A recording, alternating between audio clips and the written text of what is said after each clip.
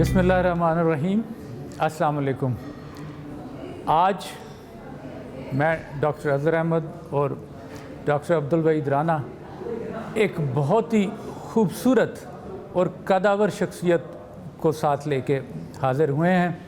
आज हमारे साथ वो हस्ती हैं कि जिनको आप किसी भी मैदान में, चाहे वो ताल्लुक़ उसका तालीम से हो, अदब से हो, शेर से हो, अगर आप कोई फ़हरिस्त बनाएं तो उसमें शायद उस फ़हरिस्त के ऊपर ये नाम आएगा जो नाम है प्रोफेसर फ़तेह मोहम्मद मलिक। आप इंटरनेशनल इस्लामिक यूनिवर्सिटी के सरबराह रह चुके हैं, language authority, national language authority के मुक़तदर उर्दू के सरबराह रह चुके हैं, जर्मनी में जो है इकबाल चेयर रह चुके हैं, इस वक्त बहरिया यूनिवर्सिटी के साथ इकबाल चेयर के फ़राइज़ अंजाम दे रहे हैं और इसके अलावा बहुत सारी तंजीमों के साथ, इंस्टीट्यूशंस के साथ, ऑर्गेनाइजेशंस के साथ वाबस्ता हैं। ख़ास तौर पे तालीम व तदरीस और अखलाकियात के अलावा जब इकबाल का नाम लिया जाता है तो वो गिने चुने लोग जो वाकई इकबाल को समझते हैं और इकबाल से वाकई इश्क रखते हैं, उनमें प्रोफेसर साहब का नाम जो है सरे फ़हरिस्त है। तो सर, सबसे पहले तो आपका बहुत बहुत शुक्रिया कि आपने हमें इज़्ज़त बख्शी। आपका शुक्रिया। हाँ। और ये सेटिंग भी ख़ास तौर पे जो है ना, ये आपके लिए इन बच्चों ने जो है ये सेटिंग की कि वो आपके शायाना शान तो नहीं हो सकती, लेकिन कुछ थोड़ी सी हमने कहा कि ज़रा एक नज़ल शख्सियत आई है हमारे पास, तो थोड़ा सा माहौल को बेहतर बनाया जाए। तो सर, अगर हम जो है शुरू करें, ये जो सफ़र आपका मुख्तसर सा ज़िंदगी का, बचपन से लेकर जवानी तक का, अगर इस पे कुछ आप रोशनी डालिए कि आपने को क्या नशेब फ़राज देखे और क्या सफ़र आपका गुज़रा, तो फिर क्यों सर इसी से बात को आगे बढ़ाया जाए। बात को आगे बढ़ाया जाए। सबसे पहले तो मैं अपनी थोड़ी सी इज़्ज़त में इजाफ़ा करने के लिए ये बताना ज़रूरी समझता हूँ कि बैठक में बैठे हैं तो मेरे लिए एज़ाज़ है कि मेरे मोहतरम उस्ताद प्रोफेसर फ़तेह मोहम्मद मलिक साहब, ये सिर्फ़ उस्ताद ही नहीं बल्कि मेरी यूनिवर्सिटी में मेरे लिए एक मीनार-ए रोशनी भी रहे कि अदबी हवालों से इनसे हमेशा मशवरा लिया, इन्होंने गाइड किया और चलना सिखाया हमें। आज जो हम टांगों पे दो चलते हैं अदब की दुनिया में या लिखने पढ़ने की दुनिया में, तो वो सहारा जो है, वो हुनर जो है, फ़न, वो प्रोफेसर साहब ही की देन है। और ऐसे मोहतरम उस्ताद के साथ बराबर बैठना ये बड़ी इज़्ज़त की बात है। और सफ़र का आगाज़ जो है वो मैं तो जानता हूँ, लेकिन मैं चाहूँगा कि लोगों को भी बताएं। मैं तो अगर वो लुत्फ़ दूँ, मैं तो अभी भी इनके सारे इनका हाथ पकड़ के यहाँ तक आया हूँ। हम सब माशाल्लाह सर, बहुत शुक्रिया कि आपने इस काबिल समझा कि यहाँ बैठ के आपके साथ गुफ्तगू की जाए। मैं जैसा कि इब्तिदा में आपने फरमाया कि अमेरिका और यूरोप और दुनिया की बड़ी बड़ी, रूस भी यूनिवर्सिटियों में पढ़ाता रहा हूँ, लेकिन जब मैं गौर करता हूँ कि कहाँ से मैंने सबसे ज़्यादा सीखा, तो मुझे गवर्नमेंट कॉलेज कैमलपुर याद आता है।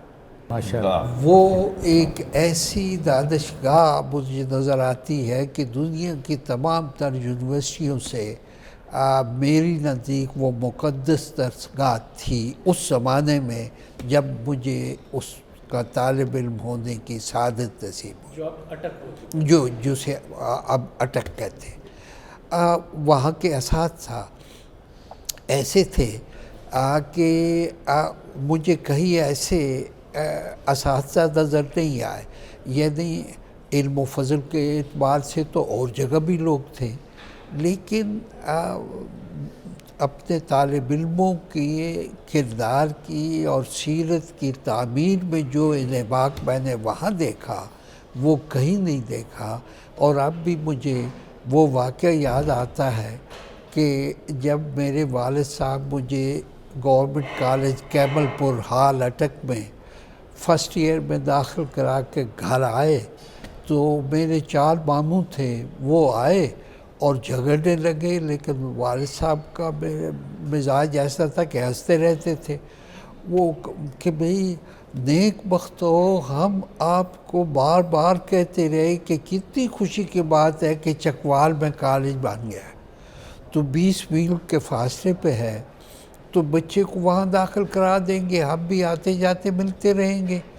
تو وہ ہنستے رہے، اور آخر میں جب وہ چپ نہ ہوئے تو کہنے لگے بھئی بات یہ ہے کہ بچے کو پڑھنے کے لیے بھیجنا تھا نا کالج میں، تو آپ مجھے بتائیں کہ چکوال میں کوئی ڈاکٹر غلام جیلانی برق ہے، کوئی پروفیسر محمد عثمان ہے، اور چکوال کی جامع مسجد میں علامہ زاہد الحسینی جیسا کوئی آدمی ہے، تو پڑھنے کے لیے بھیجا ہے، کوئی بات نہیں۔ تو وہ مسکرانے لگے، چپ ہو گئے۔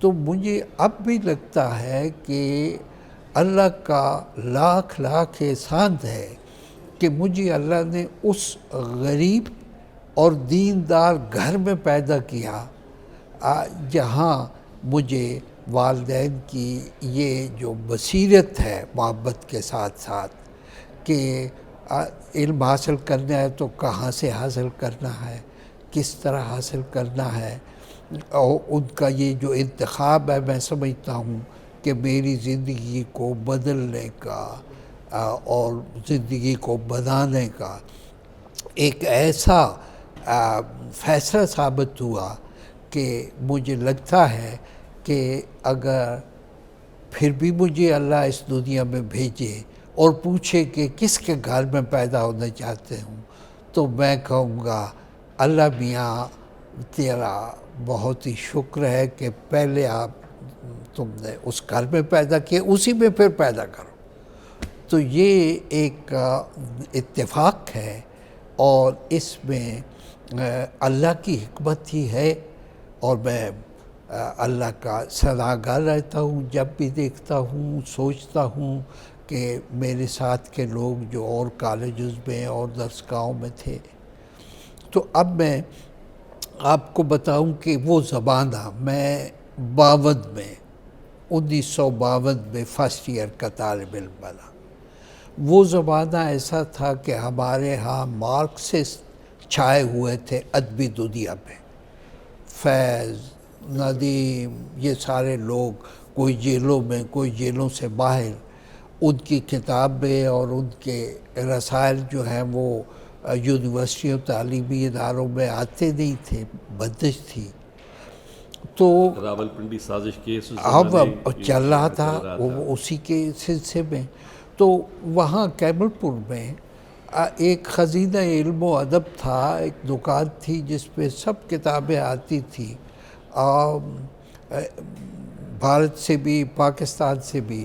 تو میں وہاں سے فیض کا مجموعہ کلام دست صبا اور احمد ندیم قاسمی کا مجموعہ کلام شعلہ گل، وہ دونوں ایک ساتھ شائع ہوئے تھے ساتھ ساتھ، لے کے کالج میں داخل ہوا تو ڈاکٹر غلام جیلانی برق اپنی سائیکل پہ گزرے، انہوں نے میرے ہاتھ پہ دیکھے، وہ سائیکل پہ سے اتر گئے، تو کہنے لگے بہت اچھا سنا تو میں نے بھی تھا کہ یہ کتابیں چھپ گئی ہے، تو اس طرح ہے کہ تم جب پڑھ لو نا یہ کتابیں تو پھر مجھے دینا، میں بھی پڑھنا چاہتا ہوں۔ لیکن میں آج کل ایک کتاب پڑھ رہا ہوں محمد اسد کی، روڈ ٹو مکہ، تو وہ 3 دن میں ختم ہو جائے گی، تو وہ تم پڑھنا، یہ میں پڑھوں گا۔ اچھا، اس وقت مجھے اندازہ نہیں ہوا کہ انہوں نے سوچا کہ یہ دہریہ کمیونسٹ نہ ہو جائے، وہ انہوں نے ترقی پسندی کے ساتھ ساتھ اسلام کا بھی اسی طرح سے کیا، طریقے سے اس طرح کیا۔ اسی طرح پروفیسر عثمان ہیں، تو وہ انہوں نے دیکھا سویرا میرے ہاتھ میں، تو کہنے لگا ابھی تو یہ شمارہ میں نے نہیں پڑھا، تم پڑھ لو تو مجھے دے دینا اور میں جو پڑھ رہا ہوں پھر تمہیں دے دوں گا، پھر اس پہ گفتگو کریں گے۔ تو اس طرح سے دینی تربیت ساتھ ساتھ رہی، اور ان اساتذہ کی وجہ سے ایسے طریقے سے وہ کہ وہ کتاب دیتے بھی تو پھر اس ڈسکس بھی کرتے تھے مطلب کیا یہ سیکھا۔ دیکھیں اس دور کے اساتذہ کی بات کر رہے ہیں، کیا کر رہے ہیں، یہ لیکن سر آپ اب نے- وہ چیز وہ نظر دیکھ- نہیں آپ آتی۔ کو نظر نہیں آتی، لیکن سر آپ نے جو ایک نام لیا بہت بڑا نام، اور آپ کے استاد تھے وہ، جی۔ ہم نے ان کا ذکر سنا اور ان کے بارے میں پڑھا، ڈاکٹر غلام جیلانی برق۔ بات کی ڈاکٹر غلام جیلانی برق صاحب کی ہاتھ تو نظر آتا ہے نا ہاں۔ آپ کی شخصیت میں، کیونکہ اسلام کے بارے میں جو ایک ریشنل سوچ ہے ہاں وہ غلام جیلانی برق سے ہی میرا خیال ہے جی آپ جی تک پہنچی۔ پہنچ وہ آرتھوڈاکسی سے بچنا، جی وہ میرا جی خیال ہے وہی لوگ تھے جنہوں نے آپ کی تربیت میں اہم کردار ادا کیا، جی جی کہ آپ نے اسلام کو ایک خاص عقلی پیمانے پہ ہاں اور پاکستان کو اس کے حوالے سے پھر اقبال کو سمجھنے کی جو جستجو کی، وہ شاید ان کی دین ہے استاد ان کی دین ہے۔ اور پھر یہ کہ بھئی تفسیر و تعبیر کا اختلاف جو ہے وہ دشمنی نہیں ہوتا، یعنی وہی تھے دیوبند کے عالم دین علامہ زاہد الحسینی۔ تو میں جب گیا فرسٹ ایئر میں وہاں تو والد صاحب نے کہا کہ جمعے کے بعد وہ درس قرآن دیتے ہیں، تو تم وہاں بھی جایا کرو۔ تو میں ایک دو مرتبہ گیا تو مجھے احساس ہوا کہ یہ تو ایسا ہے کہ مجھے نوٹس لینے چاہیے، تو پھر میں نوٹ بک لے کے جایا کرتا تھا اور میں دیکھتا تھا۔ اب وہ ایک ہی گلی میں دو چار گھر چھوڑ کے ساتھ ساتھ رہتے تھے، غلام جیلانی برق اور وہ بھی۔ اتنی گرم جوشی کے تعلقات تھے کہ اگر دین کی تفسیر و تعبیر میں تھوڑا سا فرق یا اختلاف ہے تو اسے کوئی کفر کے فتووں میں نہیں بدلتے تھے، بڑی محبت کے ساتھ آپس میں رہتے تھے، اور ایک دوسرے کی شان میں توصیفی کلمات کہتے تھے اسٹوڈنٹس کو بھی اسی طرح سے۔ تو وہ جو ماحول ملا وہ مجھے کہیں نہیں ملا۔ میں کولمبیا یونیورسٹی میں بھی رہا، میں وہاں بھی سینٹ پیٹرزبرگ میں بھی رہا، ہائیڈلبرگ میں بھی، تو وہ جو کیفیت ہے وہ کہیں نہیں ملی۔ اسی لیے میں اپنی مادر علمی کیمل پور کالج کو، اٹک کالج کو سمجھنا۔ اچھا سر، اس پہ اگر آپ مجھے اجازت دیں، ہاں آپ نے کچھ 3 انسٹیٹیوشنز کا ذکر کر دیا۔ جی جی، ایک تو آپ کا اپنا گھر، ایک آپ کا جی جی اسکول جس پہ آپ بات کر رہے ہیں، جی اور تیسری مسجد ہاں بالکل۔ جو اس پہ آپ یہ بتائیے ایک اپنے حوالے سے بھی اور جنرل بھی، کہ اس میں آپ کے خیال میں کس کا رول جو ہے، نقش جو ہے وہ زیادہ پائیدار ہے؟ اب میرا خیال ہے کہ مسجد کا زیادہ پائیدار ہے، اور لیکن مسجد کا بھی یہ ہے نا کہ جو ملائیت سے دوری ہے نا میری، اچھا اس کا یعنی بہت بچپن سے شروع ہو گیا کہ مثلا میں نے جب نماز پڑھنا شروع کی تو گاؤں میں میں سب سے کم عمر بچہ تھا، اور مسجد میں وہ کوزہ کہتے ہیں جس سے وضو کرتے تھے، تو میں کوزہ اٹھا نہیں سکتا تھا، تو گاؤں کے کمہار نے ایک چھوٹا سا کوزہ بنایا تھا جسے نمازی کہتے تھے یہ کوزی ہے۔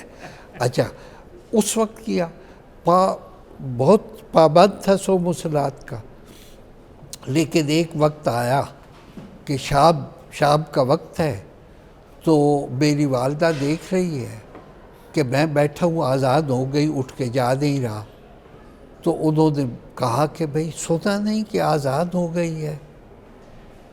تو میں نے سنا کر دیا۔ اس کے بعد انہوں نے ذرا غصے سے کہا کہ تمہیں سنائی نہیں دیتا؟ نماز کا وقت ہو گیا ہے، آزاد ہو گئی ہے۔ تو والد صاحب میرے گھر سے باہر نکل رہے تھے مسجد میں جانے کے لیے، انہوں نے سنا غصے کی آواز تو میرے پاس آئے، اب والدہ ڈانٹ رہی ہے، والد صاحب بڑے پیار سے کہتے ہیں سونے ہو کی گل ہے؟ تو میں نے کہا ابا جی نمازاں پڑھ پڑھ کے تھک گیا۔ تو انہوں نے غصہ دیا، انہوں نے ہنسے، کوئی ضرورت نہیں، پھر بیٹھو، اور خود نماز پڑھنے چلے گئے۔ بڑی بنیادی بات کہ زبردستی نہیں، زبردستی نہیں، اور غصہ بھی نہیں چہرے پہ، ہنس ہی رہے ہیں اور کہہ رہے ہیں سونے ہو کوئی لوڑ نہیں، خود نماز پڑھنے جا رہے ہیں۔ تو بچپن سے ہی ایسا ماحول ملا کہ جس میں مذہب کے سلسلے میں بھی کوئی یعنی شوق سے آپ پڑھیں، بے شک نمازیں بھی پڑھیں، روزے بھی رکھیں، کلام پاک کا بھی مطالعہ کریں، لیکن یہ کہ جبری طور پہ وہ نہیں، اور اس میں یہ بھی نہیں کہ بھئی والد صاحب یہ کہیں کہ یہ اب بے دین ہو گیا ہے یا یہ نماز کی توہین کر رہا ہے۔ تو یہ جو میں نے شروع میں کہا نا کہ لگتا ہے کہ پھر پوچھا جائے تو پھر اسی گھر میں پیدا ہو۔ لیکن یہ سفر جو تھا سر یہ بڑا دلچسپ ہے کہ ایک خاص انداز میں تعلیم آپ نے حاصل کی، تربیت ہوئی، گھر کا ماحول یہ والا تھا، لیکن اس میں ایک چنگاری جو ہے وہ چنگاری ہے لبرل سوچ کی، جی جی، جو والد سے ورثے میں ملی اور اساتذہ سے ملی، پھر آپ کے آگے تحریروں جو آپ نے اگلا جو مارکے زندگی کے اندر سر کیے، ان کے اندر سب کے نظر آتا ہے کہ منٹو بھی آپ کے ہاں ہے، اور منٹو پہ آپ کتاب لکھتے ہیں اور منٹو کو سراہتے ہیں، اور احمد الدین قاسمی صاحب جو ہیں ان کے ساتھ بھی آپ کا بڑا یارانہ رہا، بڑی دوستی رہی، اور فیض بھی موجود ہیں آپ کے ممدوحین میں۔ لیکن سوال یہ پیدا ہوتا ہے کہ یہ سارے لوگ نظریاتی لحاظ سے تو ایک دوسرے کے قریب نہیں ہیں، قاسمی صاحب جو ہیں وہ فیض کے قریب نہیں ہیں، فیض صاحب منٹو کے قریب نہیں ہیں، منٹو باوجود اپنی بڑی لبرل اور شاندار سوچ کے وہ بہرحال ترقی پسند مصنفین میں شامل نہیں ہوتا، جی جی، اس کو اس تحریک کا تو حصہ نہیں رہا، لیکن ترقی پسندوں میں سب سے زیادہ ترقی پسندی ہے وہ، جی جی، اپنی سوچ کے حوالے سے، لکھنے کے حوالے سے، یہی حال راشد کا، یہی حال نعیم راشد کا ہے۔ تو ان سب کو جب آپ دیکھتے ہیں تو یہ جو ایک گلدستہ اس زمانے میں پیدا ہوا، اور آپ اس گلدستے کو دیکھ رہے تھے اور اس کی خوشبو سونگھ رہے تھے، جس میں طرح طرح کے لوگ تھے، منٹو تھا، راشد تھا، احمد الدین قاسمی موجود تھے، فیض موجود تھے، رنگ سنگھ بیدی بھی موجود تھے، وہ پاکستان میں تو نہیں تھے لیکن بہرحال وہ زمانے میں سارے پڑھائے جاتے تھے، لکھتے تھے۔ تو آپ کو یہ ماحول جو ہے، یہ گلدستے یہ ایک دم بکھر گئے ان لوگوں کی وفات کے بعد، پھر ایسا گلدستہ سامنے نہیں آتا، تو اس کی کیا وجہ ہوئی؟ قیت الرجال ہوا ہمارے ہاں؟ لوگ تو بڑے بڑے پیدا ہوئے، اب بھی پیدا ہو رہے ہیں، لیکن ہمارا نظام تعلیم جو ہے، جیسے میں نے شروع میں ذکر کیا تھا کہ یونیورسٹیاں تو چلی مسجدوں سے، یعنی یورپ کی سب سے بڑی جو یونیورسٹیاں ہیں اب بھی قدیم ترین اور مشہور ترین، وہ تو چرچ سے شروع ہوئی۔ تو ہمارے ہاں بھی جب میں بچپن میں نماز پڑھنے جایا کرتا تھا تو وہاں جو عالم دین تو نہیں ہوا کرتے تھے، بڑے تھوڑے بہت دین کو سمجھنے والے لوگ ہوتے تھے، لیکن وہ قرآن پاک کو کیسے سمجھاتے تھے؟ وہ اس طرح سمجھاتے تھے کہ سعدی کا شعر پڑھ دیا، پھر سمجھایا اس شعر کو۔ تو یہ بات کہ قرآن کریم کی آیت پڑھائی کہ تمام تر مخلوق اللہ کا کنبہ ہے، ٹھیک ہے، تو ساتھ سعدی کا شعر بھی سنا دیا۔ نیرو فوکس نہیں تھا وہ، وسیع القلبی اور وسیع النظری، اور دینیات، ادبیات اور ثقافت۔ آپ دیکھیں کہ اس وقت پاکستان کی صرف انہی یونیورسٹیوں میں یہ سبجیکٹ ہے کہ جو قیام پاکستان سے پہلے پنجاب یونیورسٹی بنی یا ابتدائی 10 سالوں کے اندر جو یونیورسٹیاں قائم ہوں، پشاور یونیورسٹی ہو، کراچی ہو، یہ تو باقی جو نئی یونیورسٹیاں ہیں، میں نے بی اے میں جب فلسفہ کی تعلیم حاصل کی کیمل پور کالج سے، تو اس وقت کے نصاب کا مجھے میں ذکر کر دیتا ہوں، 2 حصے تھے اس کے، ایک تھا ایتھکس اور دوسرا تھا لاجک۔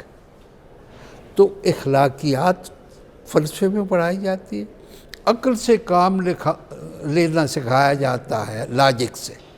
اب نہ اخلاقیات پڑھائی جاتی ہیں نئی یونیورسٹیوں میں جنہیں نیا کہا جاتا، اور نہ عقل سے کام لینا سکھایا جاتا ہے، نہ فلسفی ہے، نہ ادبیات ہے، نہ دینیات ہے۔ اور پولیٹیکل سائنس کا یہ ہے کہ سائنس نہیں پڑھاتے، آئی آر پڑھاتے۔ آئی آر کیا ہے؟ آئی آر تو ایک پولیٹیکل سائنس پہ سے نکلا ہوا چھوٹا سا پیشہ ورانہ ایک حصہ ہے۔ اچھا، تو مطلب یہ کہ ہمارا نظام تعلیم ہمارے اپنے ہاتھ میں نہیں رہا۔ بالکل آپ درست فرما رہے ہیں سر۔ ایک تو آپ ساتھ چائے بھی پیتے جائیں ساتھ ساتھ، نوش جہاں کیجئے۔ دراصل آپ نے یہ تو بڑا ایک اہم اور موضوع چھیڑ دیا جو میرا خیال ہے ہم سب کی دکھتی رگ ہے۔ شاید اس میں ایک کچھ وہ مٹیریلزم کا بھی رہا اینگل کہ ہم لوگوں نے وہ تعلیمات دینے کی کوشش کی جو کہ مارکیٹ اورینٹڈ تھی، جن سے کہ نوکری ملتی تھی، بجائے اس کے کہ ہم فلسفے پہ، ادب پہ، انسانی اور سماجی علوم کے اوپر بات کریں۔ ہم نے ان پہ کرنا شروع کر دیا جو ایک مادہ پرستی کی وجہ سے اس میں، تو شاید میرا خیال ہے ایک وہ یہ ہمارے اندر کی مادہ پرستی بھی تھی، باہر والوں کا تو اثر ہوگا لیکن کچھ ہمارا اپنا بھی تھا۔ ہر کوئی خاص طور پہ پھر اب یونیورسٹیز بھی وہ کہتی ہیں اچھا پیسہ کماؤ، بچے بھی کہتے ہیں وہاں جاؤ جہاں سکوپ ہوگی، اور وہاں جائیں گے تو ہمیں نوکری ملے گی، پیسے ملیں گے۔ تو یہ بھی ایک اس میں اس کا زاویہ ہے۔ اب آپ سے میں اتفاق کرتا ہوں اس حد تک کہ تعلیم جو ہے وہ زندگی بسر کرنے کے لیے وسائل فراہم کرنے کا بھی ایک وسیلہ ہوتی ہے، اور وہ پہلے بھی تھی، اب بھی ہے، آئندہ بھی رہے گی۔ لیکن تعلیم انسان کو انسان بنانے کا ذریعہ، سرچشمہ ہے انسانی تربیت کا۔ تو یہ پہلو جو ہے یہ ہم نے بڑی حد تک نظر انداز کر دیا۔ یعنی دانشگاہ کہتے ہیں یونیورسٹی کو، ہماری تہذیب میں دانشگاہ کہتے تھے نا، تو دانش کیسے فروغ پاتی ہے؟ اب اسی کا نتیجہ یہ ہے کہ ہمارے نوجوان جب سڑکوں پہ آتے ہیں تو ان میں کوئی اس طرح کی تمیز نہیں ہوتی۔ میرا خیال ہے ایسا کرتے ہیں کہ بریک لیتے ہیں ایک، اور اس کے بعد پھر جو ہے دوبارہ سے اس کو گفتگو کو یہیں سے آغاز کریں گے۔ ٹھیک۔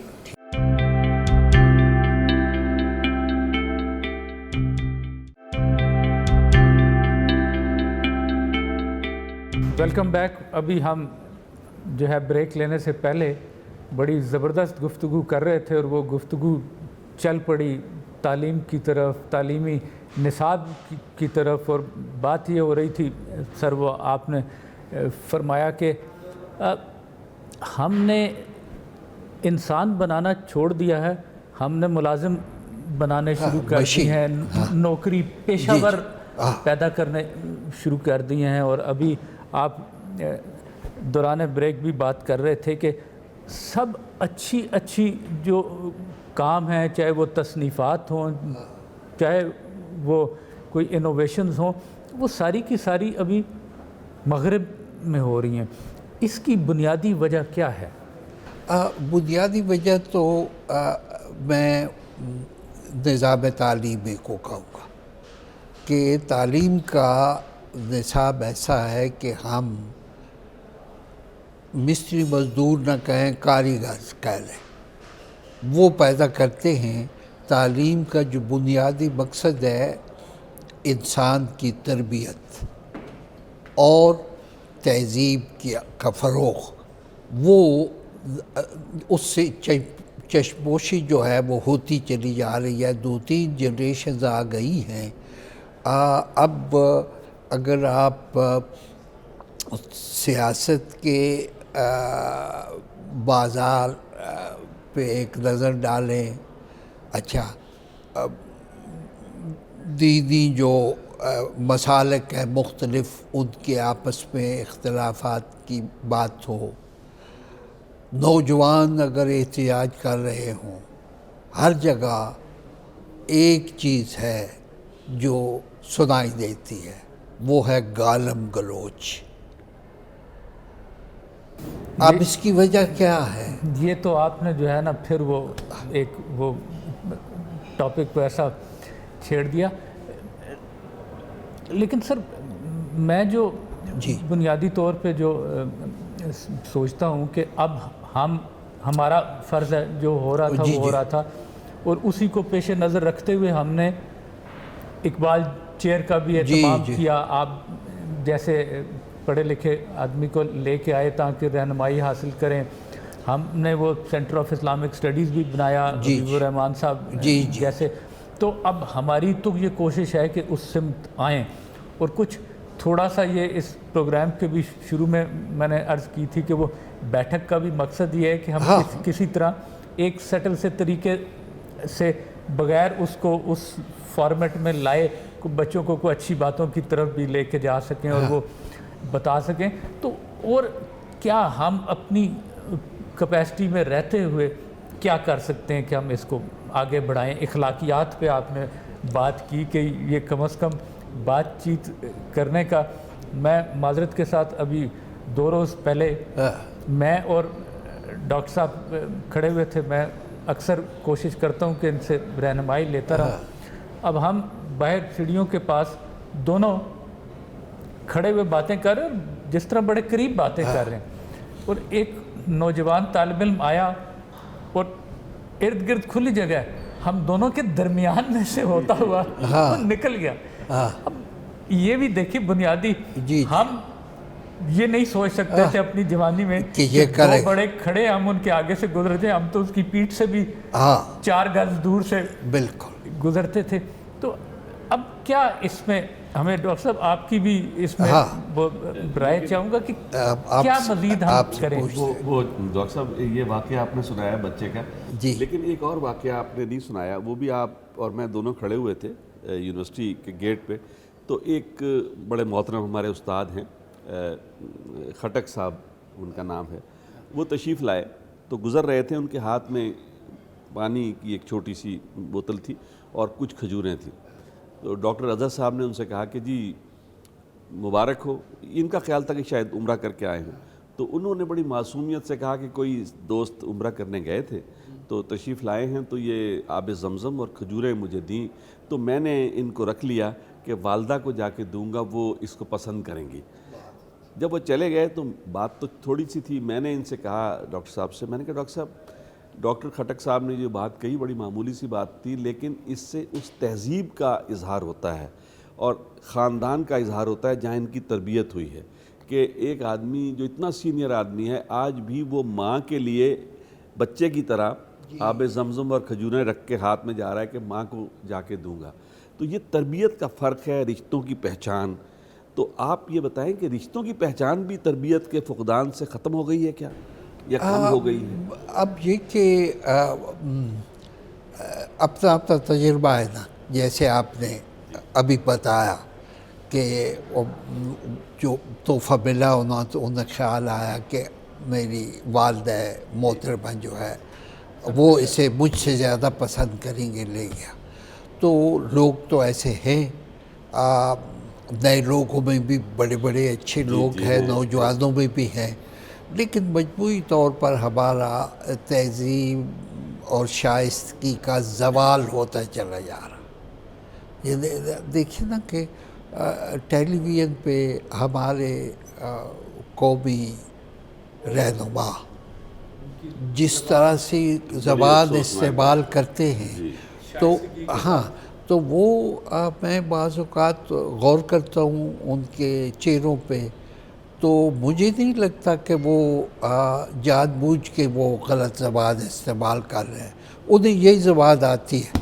واہ واہ واہ، کیا بات کیا بات کی، اچھا، بڑی اچھی تو بات۔ اب وہ کرنا ہے کہ بھئی ہمیں نئی نسل کی تربیت اس انداز میں کرنی ہے کہ ہماری اپنی تہذیب میں جو اختلاف رائے میں بھی جس طرح کی شائستگی سکھائی جاتی تھی، اسی طرح کا ہم تربیت کا بھی انتظام کریں۔ اب تربیت یہی نہیں ہے کہ آدمی کو ماہر سیاستدان یا کمپیوٹر کا ایکسپرٹ، وہ بھی تربیت ہے، لیکن انسان بنانا اور اسے تہذیب اور شائستگی کے اصولوں کو سمجھنا اور ان پہ عمل کرنے کا جذبہ دینا، یہ بھی تعلیم کا کام۔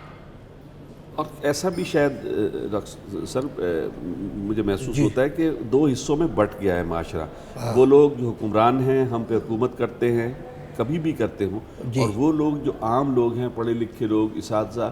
دیکھیے میں پڑھ رہا تھا، آپ جیسے اساتذہ کی قدم بوسی کرتے ہوئے یہ چیزیں بہت سی ملی کہ جب پابلو نرودا سفیر تھا فرانس میں، جی، چلی کا، تو وہ اپنی شامیں جس آدمی کے ساتھ شانزے لیزے پہ چائے پینے کے ساتھ گزارتا تھا، وہ فرانسوا مترا تھا، فرانس کا صدر۔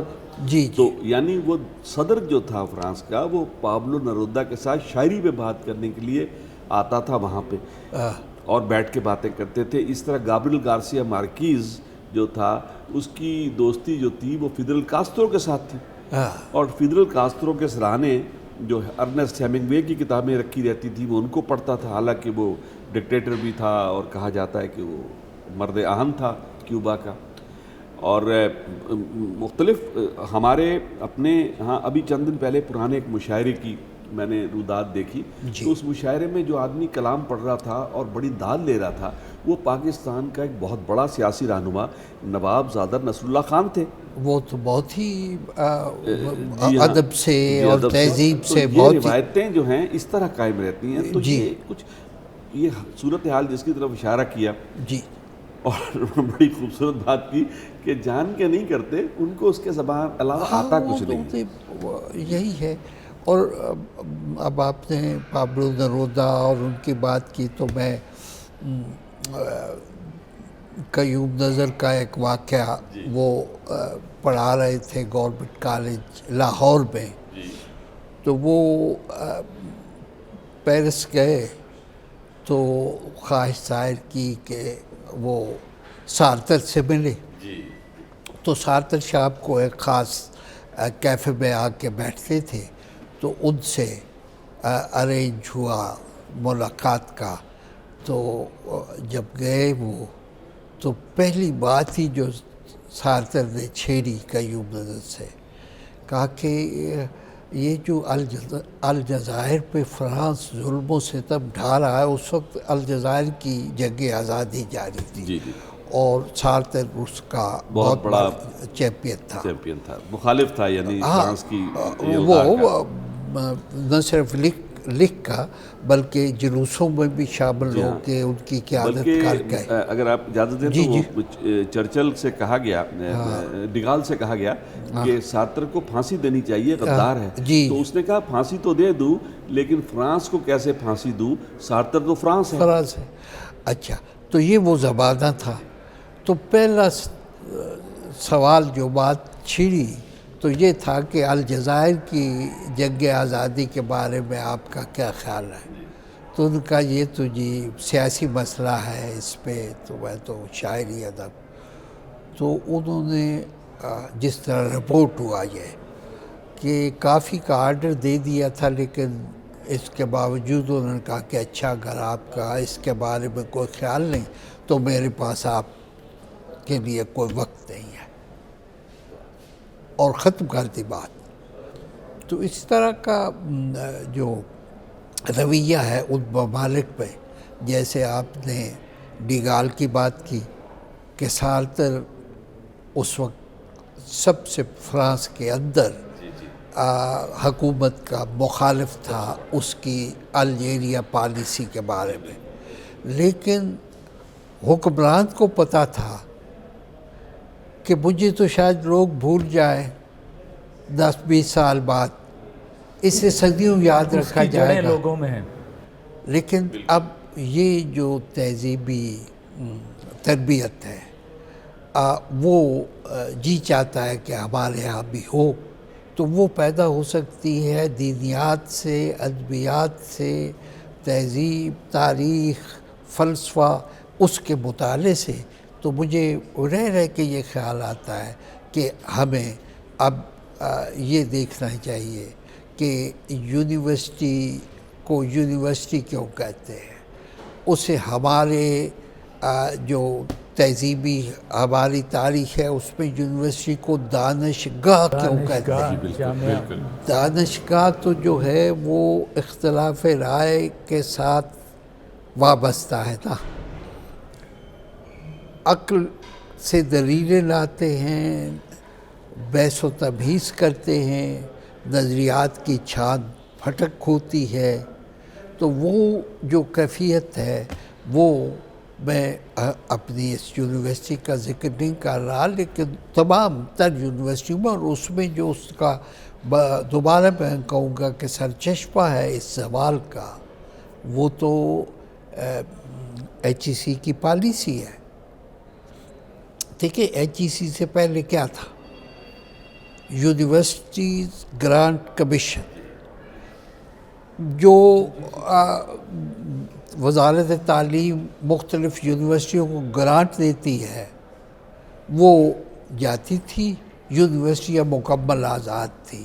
وائس چانسلر جو ہیں ان کی میٹنگز وقتاً یونیورسٹی گرانٹس کمیشن میں ہوتی تھی، لیکن کوئی ایسا نہیں جاتا تھا ڈائریکٹیو یونیورسٹی گرانٹس کمیشن میں کہ یہ مضمون ختم کریں، یہ شروع کریں، اسے نکالیں اسے. وہ یونیورسٹی اپنے طور پہ خود ہی کرتی، آزاد تھی، خود فیصلہ کرتی تھی کہ کیا پڑھانا تو ہے. اب پھر ہمیں یہ کرنا پڑے گا اس اخلاقی، علمی اور سائنسی زوال کو روکنے کے لیے. اچھا پروفیسر صاحب بیٹھے ہوں اور اقبال کی بات نہ ہو، یہ بھی بڑی زیادتی کی بات ہے. مجھے سر یہ جاننا ہے جی کہ اقبال کب سمایا آپ کے حواس پہ، آپ کے دل پہ؟ یہ کیسے آیا اقبال؟ اچھا، اب وہ ابھی میں آپ کے کہاں کھا چکا ہوں کیمل پور کالج کے. جی جی. تو اس وقت میٹرک تک جو تعلیم تھی اس میں بھی اقبال اس حد تک تھا کہ اسکول شروع ہوتا تھا تو پہلے لب پہ آتی ہے دعا بند کے تمنا میری، وہ گائی جاتی. ہم سب نے زبانی یاد کی ہوئی، سب نے زبانی یاد کی ہوئی تھی، تو وہ تھا. لیکن جب کیمل پور کالج میں میں آیا تو پروفیسر عثمان بھی دیوانے اردو کے جو پروفیسر تھے، لکھا بھی بہت ساری عمر صرف اقبالیات پہ لکھا انہوں نے، اور ڈاکٹر غلام جیلانی برق بھی اقبال کی توصیف و تعریف میں ہمیشہ مگن رہتے تھے. تو اس طرح کا ماحول تھا کہ جس میں، اور یہ اگر اس زمانے کی تعلیم و تربیت سے فیض یاب نہ ہوتا تو میں وہ کچھ نہ کر پاتا ایز اسٹوڈنٹ جو میں کرتا رہا زندگی بھر. اور اب بھی مجھے اپنے تجربے سے یہ لگتا ہے کہ اقبال جو ہے وہ مغربی دانشگاہوں سے کہیں زیادہ یورپ کی یہ اس کی سوویت یونین جو سابق تھا اور اب رشیا اس کی دانشگاہوں میں ہے. اچھا، اور جو میں رہا ہائیڈلبرگ میں، کولمبیا یونیورسٹی میں، وسکانسن یونیورسٹی میں، برلن میں، ہر جگہ ویسٹ میں نے دیکھا کہ ایک سوال اٹھایا جاتا ہے، اس کا نیگیٹو جواب دیا جاتا ہے. وہ سوال یہ ہے پاکستان کیوں بنا، جواب یہ ہے پاکستان غلط بنا. ابہام پیدا کرنے کے لیے وہاں، اور انہیں پاکستان کا قیام اب تک منظور نہیں ہے. صرف اس حد تک منظور ہے کہ اگر آپ پاکستان کی اوریجنل آئیڈیالوجی کو ترک کر دیں تو پھر قبول ہے۔ مجھے ایک واقعہ سناتا ہوں میں کہ ہسٹری کا ہائیڈلبرگ یونیورسٹی میں جو ڈپارٹمنٹ تھا، انہوں نے مجھے دعوت دی کہ پی ایچ ڈی کے اسٹوڈنٹ ہے 15-20، تو وہ کچھ پاکستان اور پاکستان موومنٹ کے بارے میں سوالات ہیں ان کے ذہن میں، تو تم وقت دو کوئی، تو وقت طے ہو گیا۔ اب مجھے پتہ تھا کہ نیگیٹو سوال ہوں گے۔ پہلا سوال جو پی ایچ ڈی کے اسکالر نے کیا وہ یہ تھا کہ پروفیسر صاحب یہ بتائیں پاکستان ٹھیک بنا یا غلط بنا؟ اچھا، اب مجھے پتہ تھا کہ یہ سوال آئے گا، تو میں نے کہا میں اس کا جواب آپ کو ایک سوال سے دیتا ہوں۔ وہ سوال یہ ہے کہ آپ مجھے بتائیں کہ جرمنی ٹھیک بنا یا غلط بنا؟ تو وہ کہ یہ تو کبھی کسی نے پوچھا نہیں۔ میں نے کہا بھائی آج میں نے پوچھا ہے تو آپ بتائیں۔ وہ حیران کہ یہ کہاں سے سوال آ گیا۔ میں نے کہا میں بتاؤں، جرمنی غلط بنا ہے۔ وہ کیسے نہیں؟ میں نے کہا بھائی یہ جو آپ کا جغرافیہ ہے اس پہ نظر دوڑائیں تو کچھ ریاستیں ایسی ہیں کہ جنہوں نے قرض لیا تھا جرمنی سے، شوق تھا انہیں بڑے بڑے محلات بنانے کا، تو جب قرض ادا نہیں کر سکی تو کہا گیا کہ بھئی قرض نہیں دے سکتے تو اب آپ میں شامل ہو جائیں۔ میں نے کہا پاکستان ووٹ کی پرچی سے بنا ہے، کسی نے ٹینک پہ بنا کے فتح نہیں کیا۔ الیکشن ہوئے، عوام نے ووٹ دیے کہ ہم ایک الگ خود مختار مسلم مملکت چاہتے ہیں۔ تو دنیا میں اگر کوئی اور ملک ایسا ہے کہ جو اس طرح بنا ہو تو مجھے بتا دیں۔ تو پاکستان تو بہت اچھی طرح بنا ہے، اس کی تقلید ہونی چاہیے، اور جگہ بھی ٹینک تلوار یہ سب چھوڑ دینا چاہیے۔ تو یہ اس طرح کا مسئلہ۔ اچھا، اسی میں روس کا آپ کو بتا دوں، آپ کے کان کھا رہا ہوں۔ نہیں یہ اچھا، تو میں ہم وہ جاننا چاہتے ہیں۔ سینٹ پیٹرزبرگ یونیورسٹی میں، تو اس پہ وہ جب افغانستان میں شکست کھائی نا انہوں نے، تو انہوں نے یہ سوچا کہ ہم نے پاکستان کو سمجھا ہی نہیں، تو انہوں نے ایک پاکستان اسٹڈیز کا شعبہ قائم کیا۔ اس کے لیے مجھ سے کہا کہ آپ ایک سیمسٹر آ کے یہاں 7-8 لیکچر دیں۔ تو وہ 7 لیکچر کا میں نے کہا تھا 8واں وہاں رہتے رہتے خیال ہو گیا۔ تو 8واں تھا کہ وائی پاکستان کیوں بنا، کیسے بنا۔ وہ جب ختم ہوئی میری گفتگو تو سب سے پہلے ڈین اٹھا، اس نے کہا کہ پروفیسر ملک یہ آپ نے جو محنت کی ہے 2 گھنٹے، اس کی ضرورت نہیں تھی ہمیں اس سے کیا لینا کہ پاکستان کیسے بنا اور ٹھیک بنا یا غلط بنا۔ ہم اس حقیقت کو پہچاننا چاہتے ہیں ٹھیک طرح سے کہ ہمارے ہمسائے میں ایک ملک ہے جس کا نام پاکستان ہے، اور اس نے ابھی ہمیں افغانستان میں شکست دی ہے۔ ہم سی غلطی یہ ہوئی کہ ہم پاکستان کو سمجھتے رہے اینشینٹ انڈین ویلی کی تہذیب کو سمجھتے ہوئے۔ تو اب ہم نے پاکستان کے لیے ایک ڈپارٹمنٹ پاکستان اسٹڈیز کا کھولا ہے، اور چونکہ ہمیں پتہ چل گیا ہے کہ پاکستان ایک حقیقت ہے ہمارے ہمسائے میں، اس سے دشمنی نہیں دوستی ہونی چاہیے، تو ہم نے یہ شعبہ قائم کیا ہے، اور ہمیں اس سے غرض نہیں ہے کہ کب بنا اور کیسے بنا، اور ہمیں یہ بھی سمجھ آ گئی ہے کہ یہ انڈیا کا حصہ اس وقت بھی نہیں تھا، کیونکہ ہم نے اسے مڈل ایسٹرن اسٹڈیز کا ایک شعبہ بنایا، ساؤتھ ایشین اسٹڈیز کا نہیں۔ تو میں نے اس سے کہا کہ مجھے تو آپ کی دیکھ دیتی پہ بڑا یقین تھا، لیکن جہاں سینٹرل ایشیا کے کچھ اسٹوڈنٹ ہیں مسلمان، تو وقتاً فوقتاً وہ مجھ سے آ کے ملتے تھے، تو ایک سوال یہ بھی ہوتا تھا کہ یہ کیوں؟ تو پھر میں انہیں تو بتاتا تھا، تو سوچا کہ پوری اس اسمبلی کو بتا دیا جائے۔ تو فرق اتنا ہے کہ روس نے سیکھا ہے کہ ہم سے غلطی ہوئی، ہم نے پاکستان کو سمجھا نہیں، اسے ساؤتھ ایشیا ہی کے کانٹیکسٹ میں دیکھتے رہے، حالانکہ ہے یہ مڈل ایسٹرن کانٹیکسٹ میں۔ اچھا، تو اس کی وجہ سے انہوں نے ایک نئے سفر کا آغاز کر دیا۔